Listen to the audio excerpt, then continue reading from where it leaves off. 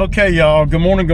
It's Sunday morning, man, and yeah, so I've got caught up on everything. I mean, I always got something to do.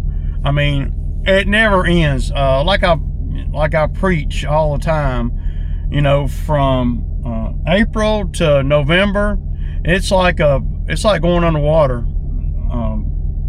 There is no,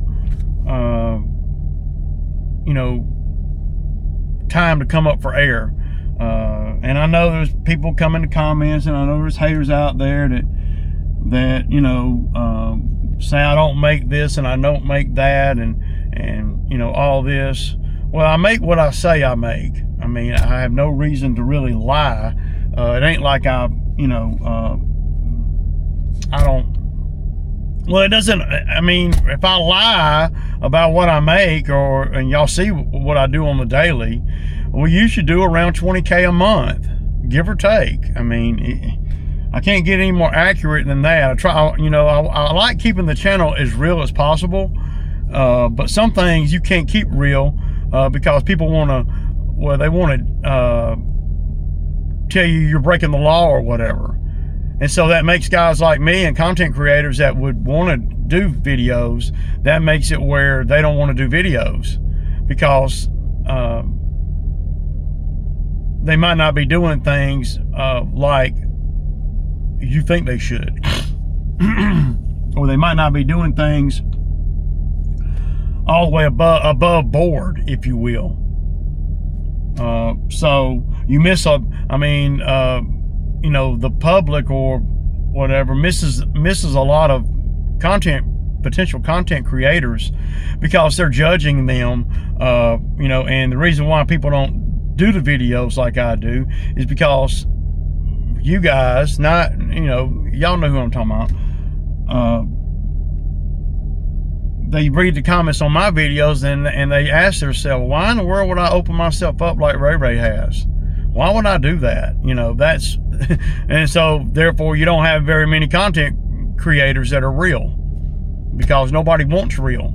Well, everybody says they want real until it becomes too real. And then you can't do that, Ray, or you can't say that, Ray, or you can't, you know, come on, man.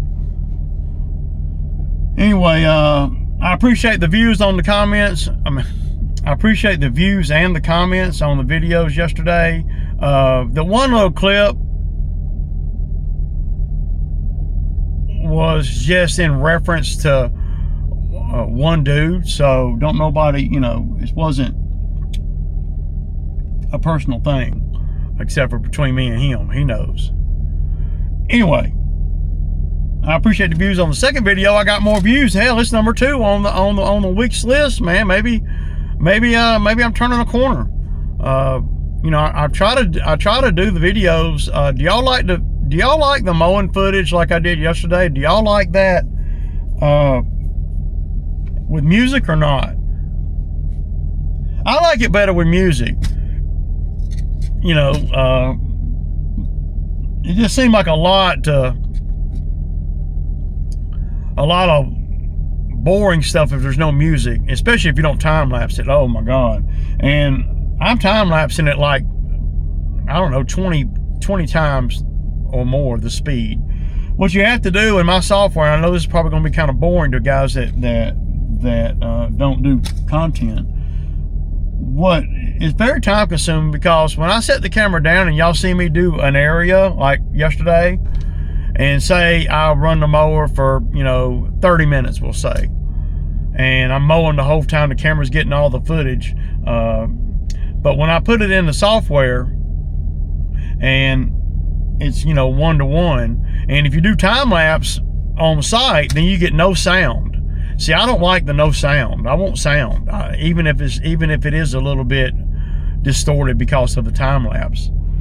When you put it on hyperlapse or time lapse, the camera setting itself, you get no sound, and I don't like that, man. I want sound, so I have to do it in 1080p, 60 frames per second or whatever.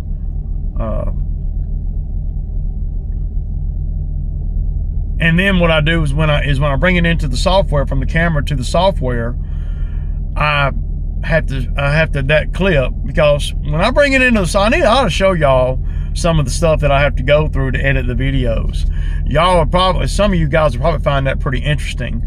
A lot of the haters would certainly find it time consuming, and they might adjust their comments some when they see how much time it actually takes to do a video like yesterday.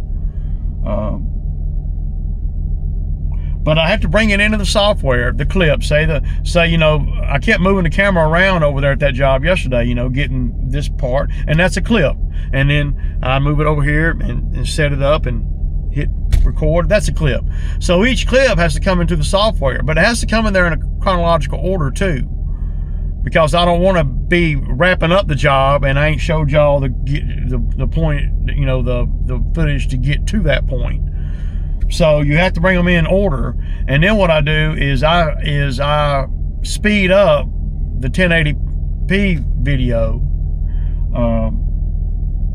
to like 7 or 8, right? And then I have to process that clip, which means come out of the software, and then it goes in the download folder on my computer. So what I'll do is I'll highlight the clip, right? And of course you got to do all this before you put music with it, because if you put music with it and then you do that, then the music is not right. I ought to show y'all, man. Y'all probably, some of you guys will probably find that pretty interesting. I'm thinking about, you know, it right now as I'm telling you guys, and you would see how time consuming things can be. So I'll process that video. It might be, you know, a 30-minute clip. I'll process it. I'll you know, speed it up to 8 or 9 or 7 or 8, somewhere around in there, and then I'll hit play. It'll be you know, sped up in the software. But then when I hit play, it doesn't want to. Well, it takes a minute for my computer to allow that big of a file to go at 1080p without being processed. It's raw, it's raw footage kind of, and then once the software processes it one time, it reduces the file, and that's what gives you that distorted view when you're going across something really fast. That's why I don't like to have the camera on the mower with me, right? Because if I got the camera on the mower with me, and you know, and I go anything more than 2 times the speed, then what happens is everything appears real shaky, because the camera's, you know, the mower's moving, and even though the Action 4 has all the stabilization stuff, it's still, when you speed it up, yeah. So that's why I don't like to do that, and I don't like to have long sessions of me just mowing it, you know, at one speed, you know, at the default speed, which is 1. So I have to process it. It goes out of the software into my downloads folder on my computer, and then I have to grab it and bring it back into the software after it's been processed. And then I have to do that for every clip that you see where I have moved the camera, you know, from doing one section to the other. I like to do it in clips, because if you do just one long clip and don't turn the camera off, well, the camera overheats, and then anything that I say, like in between me moving the camera around, I might say, you know, I'm gonna get around these trees right here, and this is why I like to, you know, and then it's all sped up too. So you have to go through there, find that part that you know that you spoke on, because you remember. One thing that doing videos will do for you, if you are thinking about doing videos and posting them to YouTube,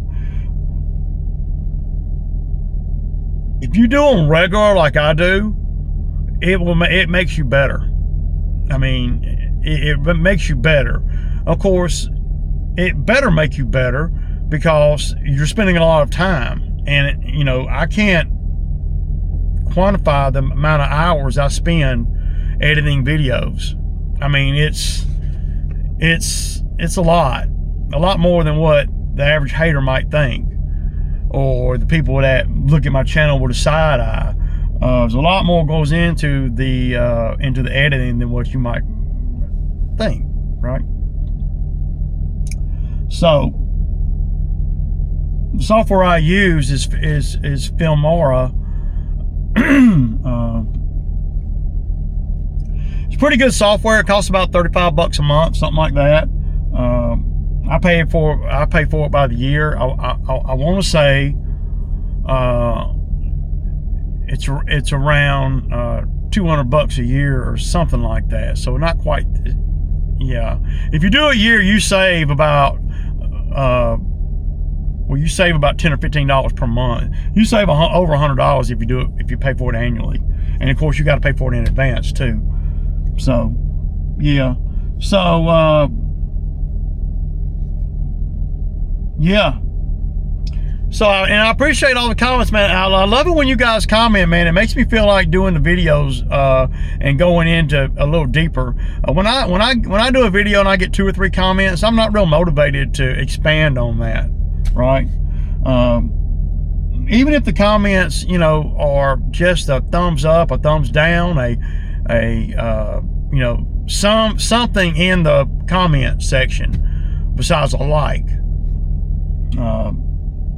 Just an emoji would be good. You guys help me grow the channel a little bit, man. I mean, I feel like I put a lot of work into these videos, and I don't know why I don't have, you know, more subscribers. You know, my views are pretty good for the subscribers that I got, and I'm very grateful and thankful. But I expect that, right? Because I mean, damn, I've been doing the videos for a long time, and you know, I'm very consistent. And I just would ask that you guys that watch the videos, especially the ones that watch it on the regular, y'all give me a comment or two, man. You know, ask me a question. Like today, I don't really have any subject to talk about, so I'm gonna look in the comments real quick. So one guy comes in there and he says he's been 22 years of cutting lawns on an X-Smart, and now I have owned a Skag. My personal preference is the Wright mowers. I'm with you. Wright mower is from what I've seen. I've never ever operated a Wright mower except for at the GIE, and that's really not, you know. I've never owned a Wright mower. There's not a lot of Wright dealers in my general location. I can't think of any within 30 miles of here. Now there are some in Atlanta, I know, but from everything that I've read and everything that I've seen and everything, because y'all know I love equipment, and I just look like this. I just look like a lame out here chucking a truck, you know, but I love equipment, and I read about equipment well, I just love equipment, man, and I love reading about it and reading brochures on it and everything, but that doesn't make me an owner. A huge difference in reading about it and watching YouTube videos on equipment or mowers and stuff, and then to determine if what's the best. And I can see where a Wright mower would be a personal preference based on what I've read. Most people that have the Wright mowers, one of the things that makes it where a Wright mower is not something that I have looked into, number one, there's not a dealer around. Number two is I don't want to stand up. So and I think they make some that, you know, that you can that are sit down mowers. Well, I know they do. I just you know, I mean, at the end of the day, I got these X-Marks, man. Why? I mean, you know, I don't know, man. So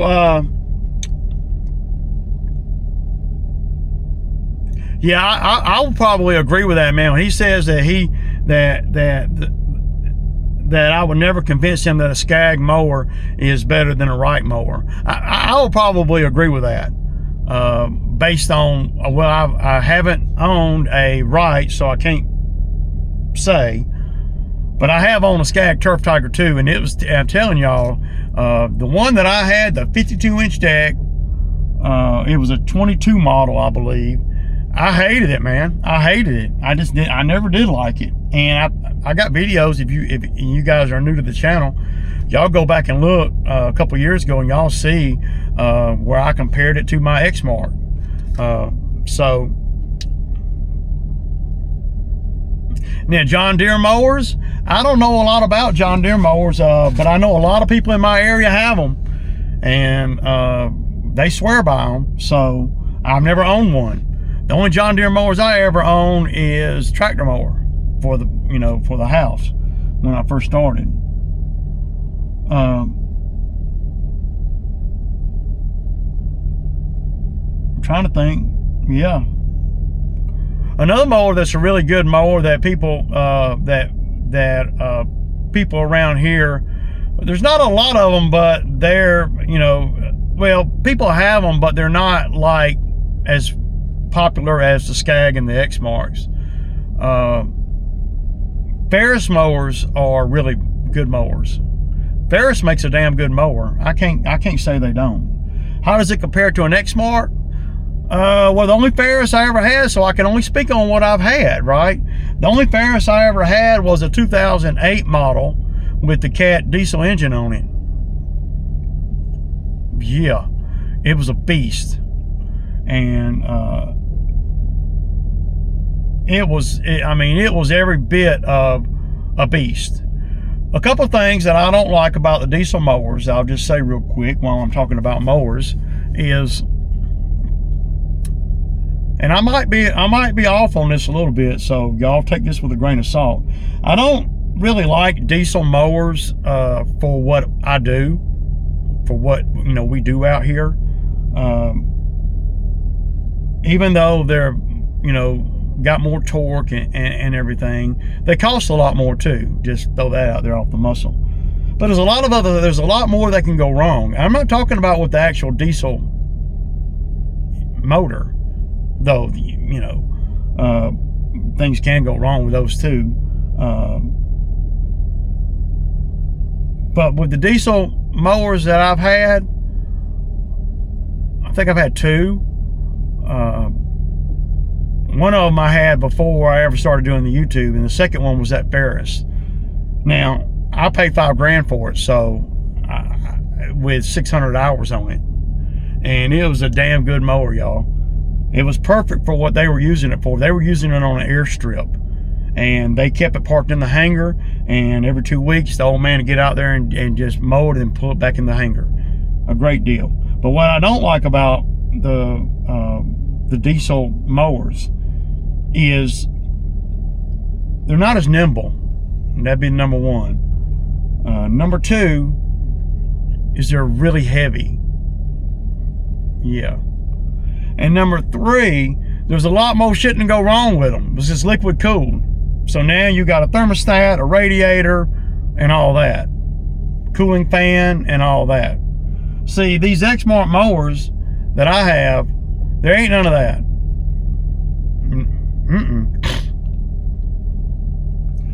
So that's a few of the reasons why I don't really run diesel mowers, and I'm not apt to run diesel mowers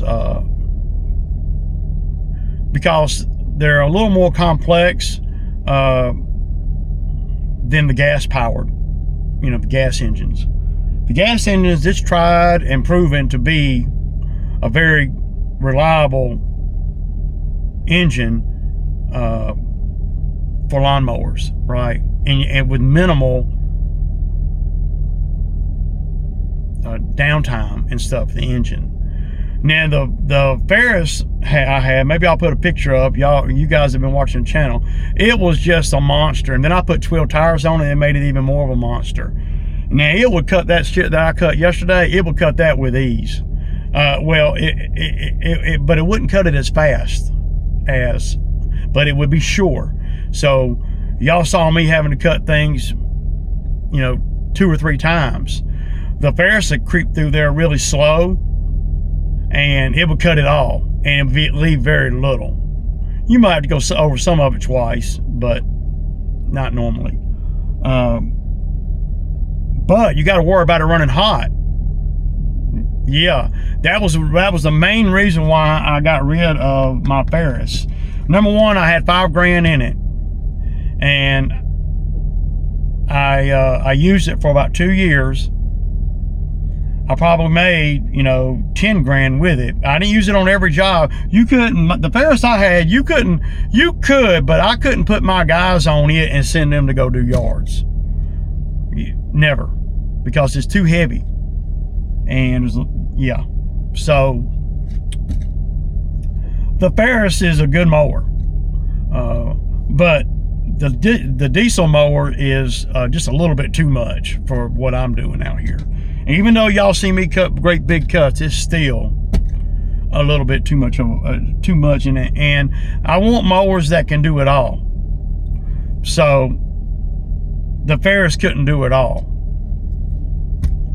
Well, Ray, just park it until you need it to do it all. Yeah, I mean, I would do that, if it were a skid steer or something like that. But the Ferris being a 2008 model, they done come up with a lot of upgrades since then. And even though it was the most comfortable mower I've ever had, I've never been on a mower more comfortable. And I don't think I've ever been on a mower more sure, but it was slow, not nimble and heavy. So, and another thing too that engineers have gotten a lot better at since 2008 when they built that one, is the engineers don't have quite as many ledges. And what I mean by that is like the build of the mower. There's not as many sharp, flat edges where grass can pile up and stuff. That Ferris diesel, dude, there was grass everywhere in it, man. It was terrible. I mean, it'd take you 15 minutes to blow it all out. And then you had, it's just not made for high volume up and down a trailer and all that. So another mower that I've had that's a really good mower, I think, is the Hustler brand. Hustler makes a damn good mower. And I've had one before. And I had a Super Z. It was, dude, one of my neighbors was moving. He was in the military and he had to move up north somewhere. And he put his Hustler on Facebook Marketplace, and it was in the middle of the winter, so nobody was biting on it. And I think he wanted $4 grand for it. And I saw it, and I went over there and looked at it, and he sold it to me for $3,000. He was like fixing to move within 3 or 4 days, and he still hadn't sold the mower. I paid like three grand for it, and it was a 52-inch, and it was perfect. It did all the stuff that I needed it to do. Now I had the X marks, that was just an additional mower that I had for a minute. I used it probably about 2 summers, maybe. Never had one problem with it, not one. Never. I don't even remember what size engine was on it. But I only had one X-Mark mower at that time. That was the one that is the fuel injected one. So Hustler is top notch, man. Again, it comes back to the dealer support, and parts availability is a big one too. I don't know about some of the other mowers. When Spartan mower, I know Ben Ben was talking about, he's got a Spartan mower. When Spartan mowers first came out, they were pretty popular, and I've done a little bit of research on them because I thought they looked real cool, but I don't know if they have passed the time test as far as the longevity and everything. They put big motors on them, I know that, and that's what the smaller companies tend to do. They'll put they'll put a 40 horsepower on a stand-on mower or whatever. That's kind of overkill, but damn, I've been eating too much. Now, the bad boy mower, you know, I'm not a big fan of the bad boy mowers.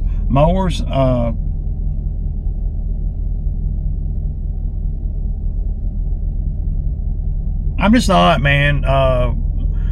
Some parts of them seem cheaply built, while other parts are really robust. It's like they got the thickest deck out there, but then the cheapest hangers hanging the deck. Little stuff like that. I've never owned one, so I'm not going to say how good it is or bad it is.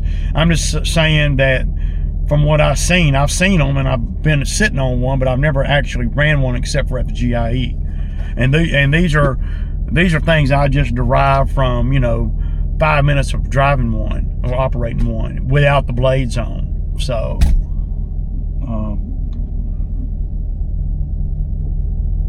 I'll tell you one mower that gets overlooked a lot too,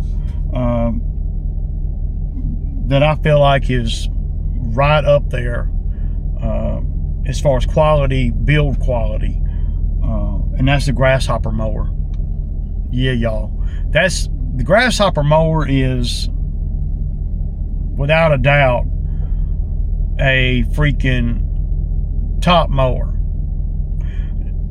It is, the build is, but see, the dealer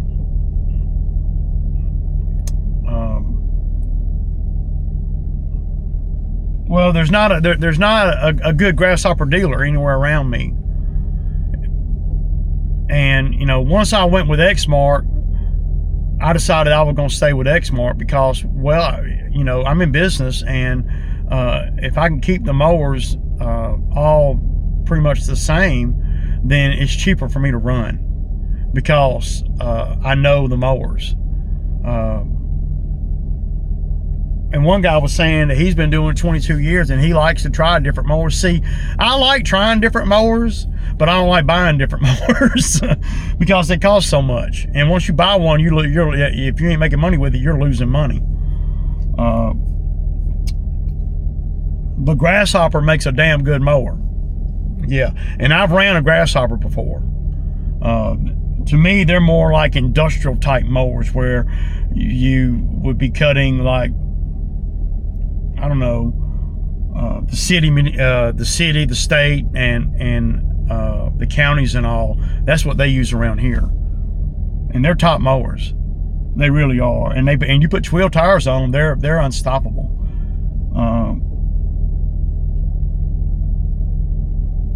Another good mower is the Gravely. Gravely makes a damn good mower, and we do have a Gravely dealer. It's about 30 miles from here. They make a damn good mower. They really do. Now, I don't know if you're going to cut stuff like I cut yesterday with a stand-on Gravely, Eddie, but you might if it's got a power enough engine. I think Eddie H has a Gravely, and I've heard a lot of good things from him and from a lot of other guys, but I can't say they're good or bad. I've never used one. I was going to buy one at one time, but the dealer I was going to buy it from moved 30 miles away. Now I changed my mind.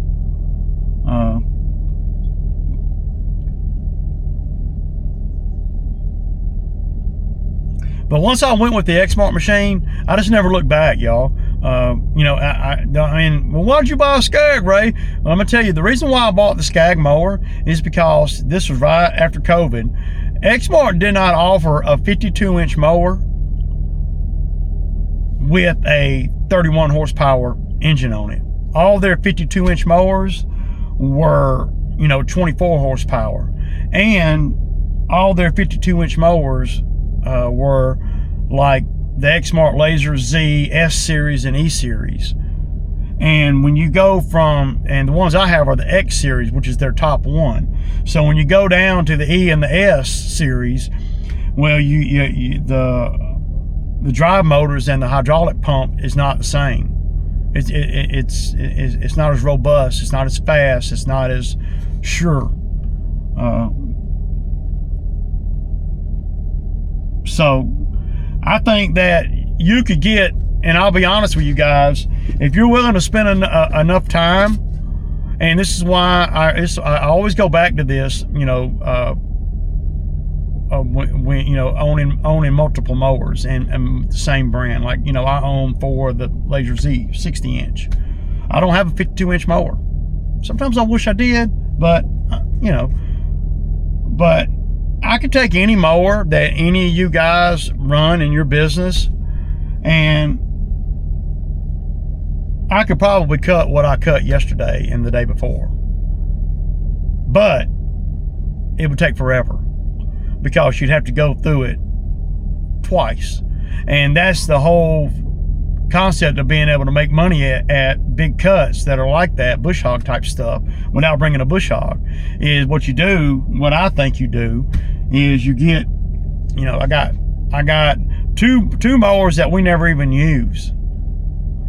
Why you got them, Ray? You never use them? Because I can't sell them for what I think I need to get for them, so I just keep them. They're very valuable to have.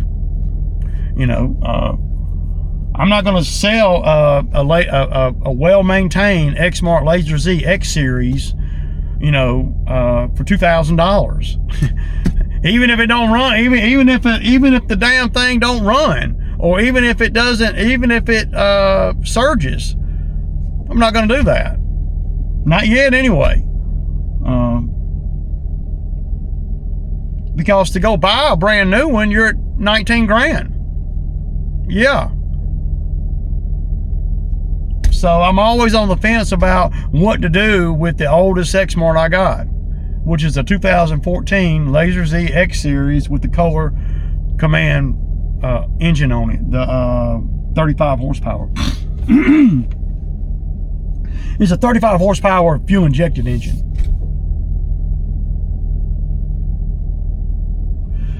So I don't really know what to do with it, really. We'll get it fixed, Ray. Y'all know, anybody that's been watching the channel, y'all know I've taken it to the dealer and they've had it for months on end and they can't fix it, man. So I thought about putting another engine on it, but when I asked the dealer about that, he said, yeah, but if you do that, it might still be some electrical. Yeah, but we'll have eliminated everything. And I don't really want to put another Kohler Command, EVC 940 or whatever it is on that. I don't want to. I don't want to invest the money in it, but I don't want to sell the mower for nothing either. But I could cut that property with any mower that I cut yesterday. That is a commercial mower. That is. It's just about how long it's going to take you.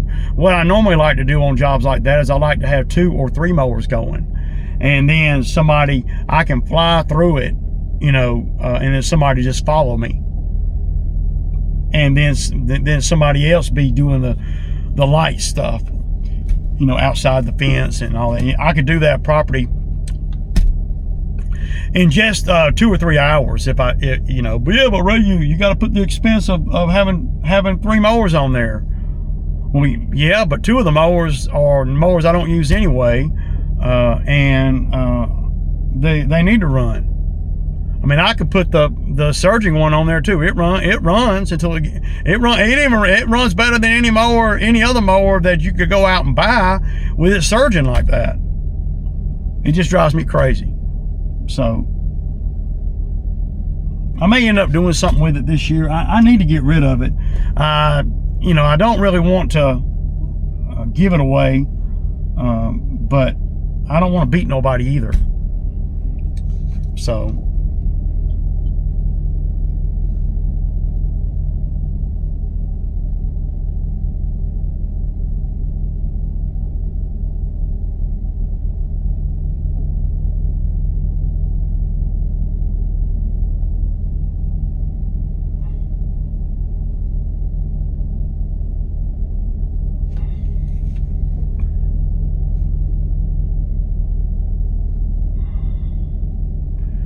So this is the owner texting me. Let me